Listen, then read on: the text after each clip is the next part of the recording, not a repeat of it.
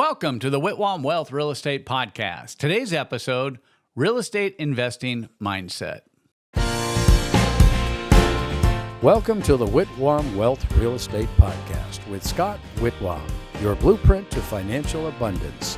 Settle in as we explore the mindset and methods for wealth building through real estate. Welcome back. I'm Scott Whitwam, and today we'll be talking about real estate investing mindset. I guess the best place to start is to talk about what is a mindset.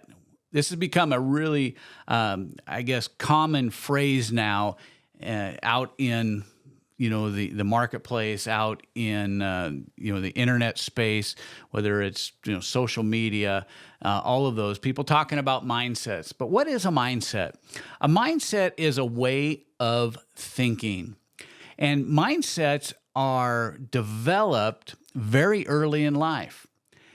And most people don't take the time to ever change them. They just continue to build upon them.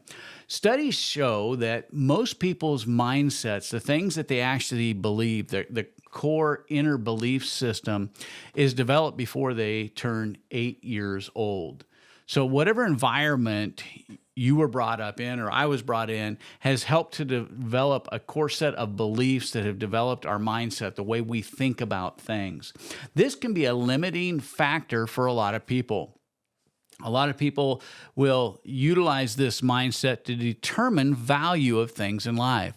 For instance, whether somebody is getting paid too much may be dependent upon the mindset that you had. Whether or not a retailer is charging too much for a certain product may be based upon the mindset you have about what is fair, what is reasonable. And that could be based upon your upbringing, how you were brought up. Because what is a reasonable markup on something? So for instance, if you buy a house for $100, is it fair to sell that house for $200? Well, somebody may say, well, it's only $100 markup. That's not a big deal. Well, if you buy that house then for $500,000, is a fair markup $1 million? That's still the same exact percentage of increase that you had on the other transaction. And someone may say, no, that is price gouging because you're marking it up $500,000. Well, really, the scenarios are exactly the same, but the difference is a person's mindset. In fact, is in an open economy, in a fair, negotiated open economy, something is worth what a buyer is willing to pay for it and what a seller is willing to sell it for. Now, I don't believe in price gouging. I think there are times, if you have a hurricane and water shut off, retailers going, oh, hey, we've got an opportunity here. Let's quadruple or 10 times the price of a necessity, a life necessity, water. I would have no problem with somebody doing that on a non-necessity item. So if you had a Gucci bag that was $2,500 and a hurricane came through, and now you want to raise the price of that bag to $1 million and say, hey, we're the only ones that have it because of the hurricane, somebody wants to pay you for it, I wouldn't have a problem with that. But my mindset says that there are certain times when we want to treat people who are in a situation that they can't get themselves out of with life-saving type items, right? That's my mindset. It might not be yours, but the government has its own mindset too, right? And they control those things, price fixing. But our mindsets may determine what we sell things for.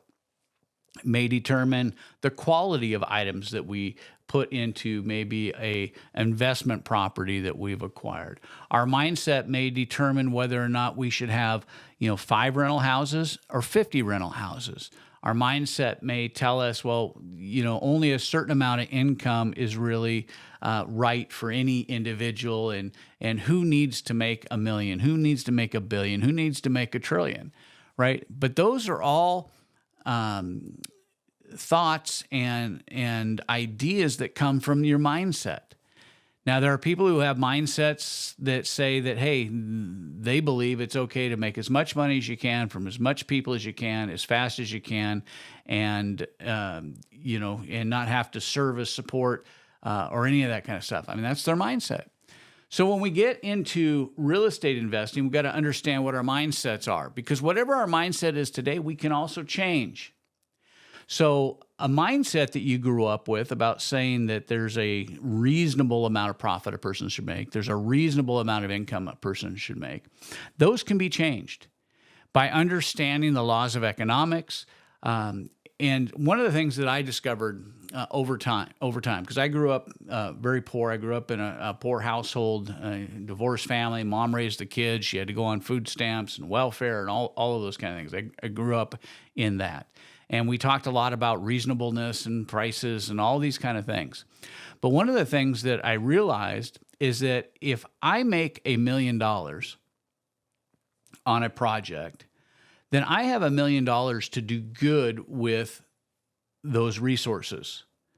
But if I make, we'll just say $100,000 profit on something, I'm only going to be able to do a tenth as much good. And if I make 10,000, I'll only be able to do 100% good. What kind of good? Well, hiring people, giving people opportunities to have employment, to be able to pay their bills, maybe buy medical insurance, to be able to provide for their necessities of life, maybe being able to help widows, orphans, people who don't have the resources to buy their own food, maybe to provide water for water projects. Whatever it is, the more money that I make, I have determined that I can use that money to provide a good and healthy impact in the world today, in addition to building wealth for my family and providing a legacy for my children. But I had to change that mindset. When I found out that I didn't have to be poor anymore, I didn't have to be like my family had grown up, working all their lives, barely making enough to get by. Again, my mom living on food stamps, but I didn't have to suffer that same thing. Then I found out I could change my mindset. So why is it important to have a positive mindset? If you're going to be a real estate investor, you will do much better having a positive mindset than a negative mindset. Most people go through life, and I say most because I interact with a lot of people, most people go through life and they have a negative mindset. They expect a deal not to work out. They expect to get fired from their job. They expect to not have enough to meet the needs of their family. They don't expect next year to be better than this year. They don't expect to have the resources they need for retirement. They expect to get sick. They expect all of this negative because they have a negative outlet or they have a negative mindset.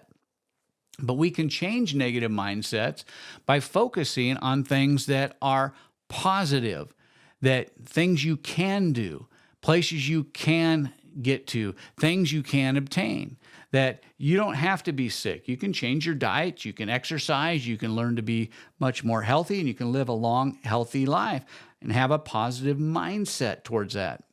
You can expect that you won't get fired, but that you will get promoted at work, and you can change your mindset and then start doing things that support that would make a boss want to keep you. As a real estate investor, you can have the mindset that you can meet your goals and achieve your objectives, that you may be bidding or competing with other people to buy a house, but that you can obtain it when other people won't, that you can have a positive mindset at developing outcomes that are win-win situations.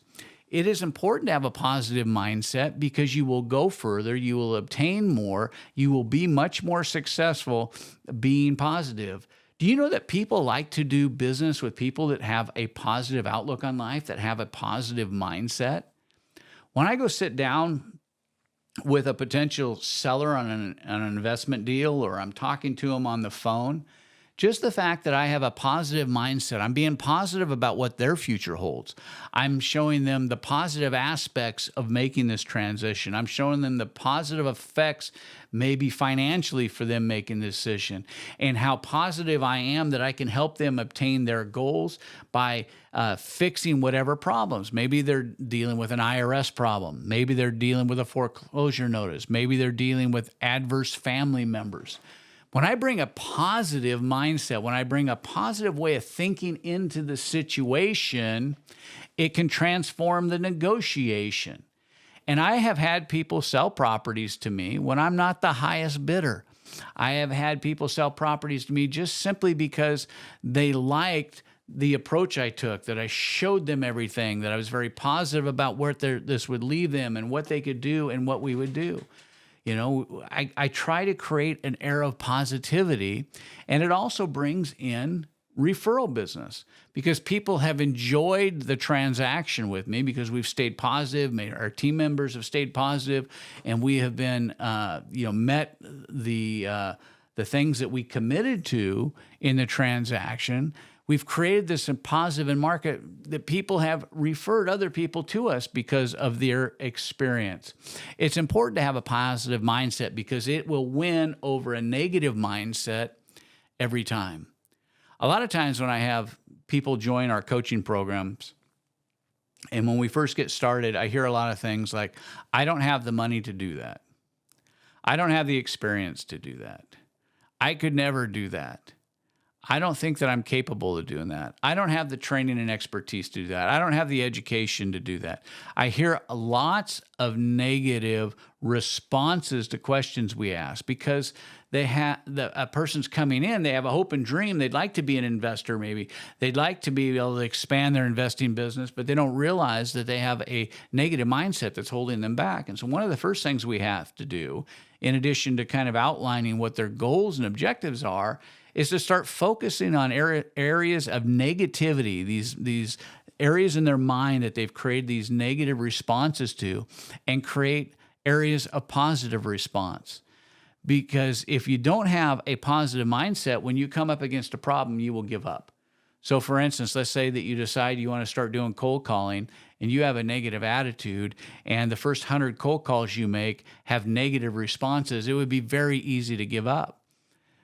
But my experience with successful cold callers is that every no is just one step closer to a yes.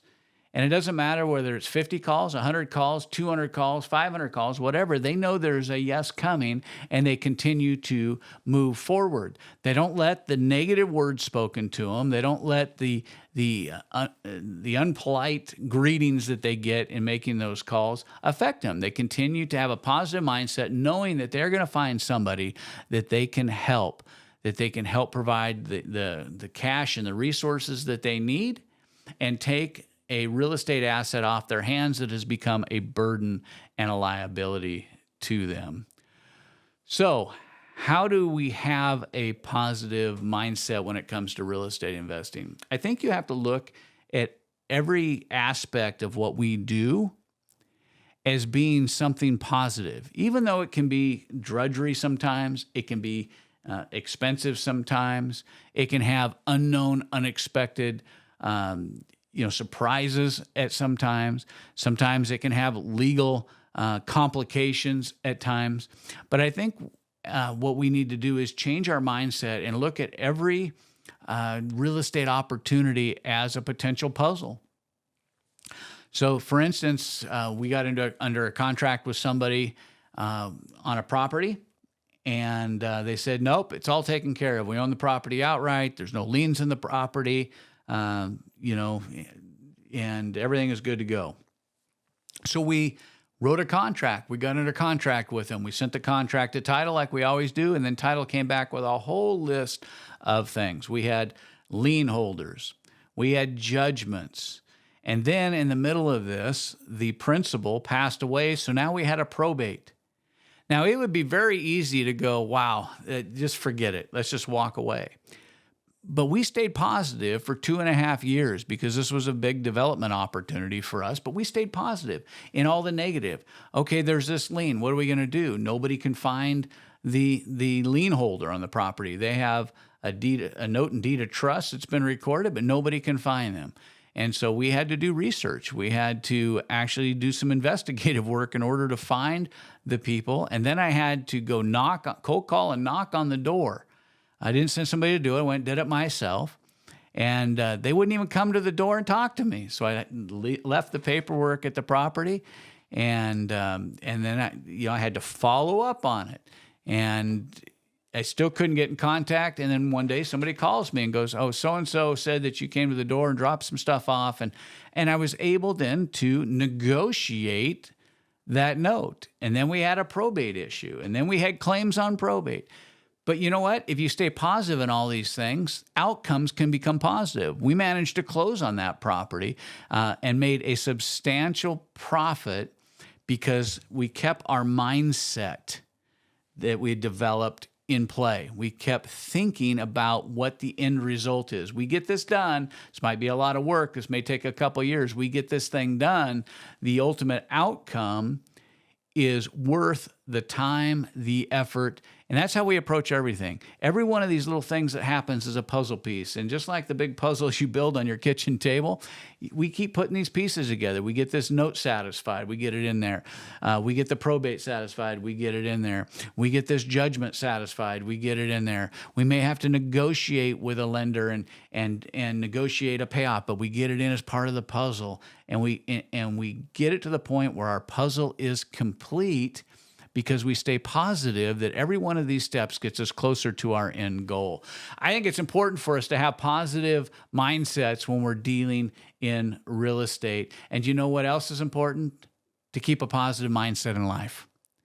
The condition of your mind will change your destination in life. It's important that we watch how you think, because our life is actually shaped by the thoughts that we think, those mindsets that we have. It's very important that we focus in life. Our relationships will be better. Our opportunities will be more abundant. Our friendships will continue to grow. And it's just amazing at how much more enjoyable a vacation is when you go at it with a positive mindset. I mean, I've showed up in some very exotic places, and I see people get there, and they're grumpy towards the people behind the check-in booth. Nothing's ever right. You know, their hotel room isn't perfect, something. But you know what? You can change those attitudes and make other people's lives better. So what if you approach it a little different and go, "Well, I ordered, an oceanfront room and I don't have it. Can you check and see? And what can you do to help me?" And try to think about other people. That is something that we have to work on. It's a way of changing our mindset to make life better, so that we can be better as real estate investors and have a real estate investing mindset in 2025 as we go forward, but also that we can have the proper mindsets for life to be successful. Hey, thanks for joining me today on this episode of the Whitwam Wealth Real Estate Podcast. I invite you to subscribe today and be part of our growing community. Hey, and check out our growing list of previous episodes about real estate investing and the various topics that we've had and the guests that we've had on this program. You can always find the Whitwam Wealth Real Estate Podcast on Apple Podcasts, Spotify, iHeart Podcasts, YouTube, or wherever you enjoy listening to your podcasts. This is Scott Whitwam. Be sure to join me next time for our episode here on the Whitwam Wealth Real Estate Podcast, where we're wealth building through real estate.